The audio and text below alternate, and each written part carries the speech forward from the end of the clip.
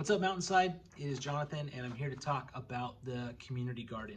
I'm actually in my classroom today here at school, and since the kids are coming back in about 2 weeks, I'm going to plant some corn and some onions in our school garden. It has spent a year lying fallow, and so I'm excited to put some stuff in the ground. I'm excited to see my students again. During the year of COVID, with everything that's gone on, I've had a bit of a crisis of faith. And I'm not talking just about Mountainside, but I'm talking about the church at large.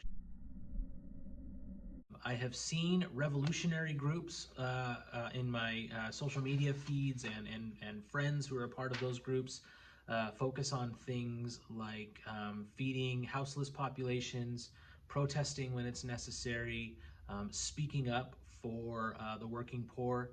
And I have seen the church largely focus on their Sunday services, their Sunday program, lawsuits so that they can hold in-person services and things like that. Made me question, well, what is my place as I follow Jesus in a time when there's a housing crisis, there's a sickness, there's people who are hungry. An African-American theologian, Willie Jennings, who went to Fuller and gave a talk called Can White People Be Saved? You can watch it on YouTube. And at the end, during a Q&A, he shared some beautiful stories about his mother and gardening. And he encouraged Christians to participate in community gardens. Good news for Mountainside, we already have a community garden.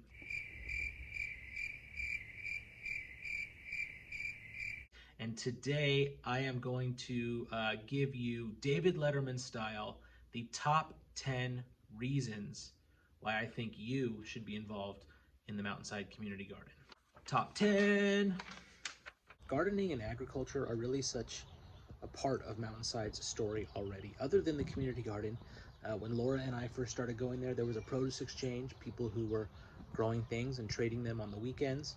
There's the IRC. You can't talk about immigration in the last 100 years without talking about the food on our plates and agriculture. Our community has been shaped by the writings of the poet and farmer Wendell Berry, and this is already a major part of who we are. Also, gardening connects us to Christian history, not just because of the stories in the Bible, but also, Francis and Clare of Assisi, George Winstanley and the Diggers in 17th century England, Peter Morin and Dorothy Day, Catholic worker. There's a lot there for us to reflect on. Number 8, gardening is revolutionary work. One of the things that I don't like about garden culture is that sometimes it gets filed under cuteness or kitsch, and gardening is definitely not that. Ron Finley from LA says that gardening is gangster. I say that gardening is punk rock, and gardening is revolution, really radical, getting back to the root, no pun intended. Look, it can be cute if you need it to be cute. I'm just saying it's also so much more than that. And there is a wasp nest. The American food system and disaster capitalism have some real problems. For example, last year, remember that? Number 6, all the parables and the spiritual lessons we can learn from gardening. Remember when Michael Martinez spoke at church? That was awesome. Thank you, Michael. Check out this lavender growing out of the concrete. Number 5, we are extending the table.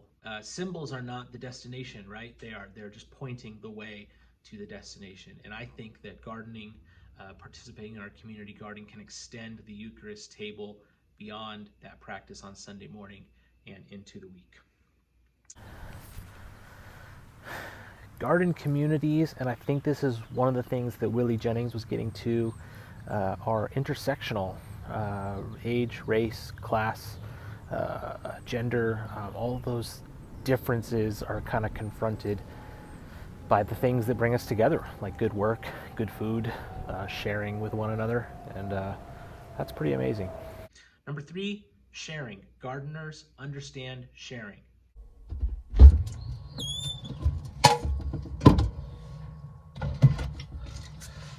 Gardening connects us to land and place. And in Southern California, where there's a housing crisis, to be able to offer church land to people to grow food, people who may not have access to land or may live in an apartment, that's a really amazing thing. And I wish more churches would do what you are already doing, Mountainside.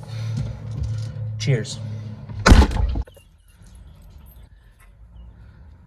All I've done for the last 3 years is put every rotting, dying vegetable from my kitchen into this area, and it is growing flowers.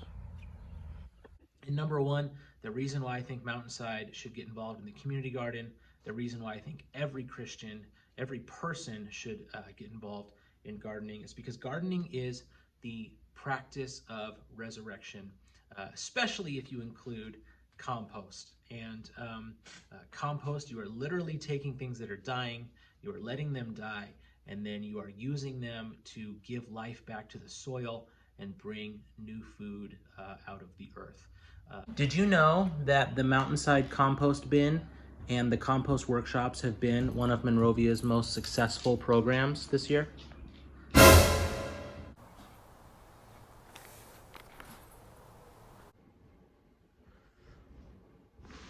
That's it, Mountainside. Thanks for listening.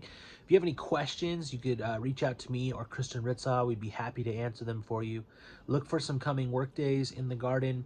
There's also an application out there right now to become a part of the garden leadership team if you are so interested.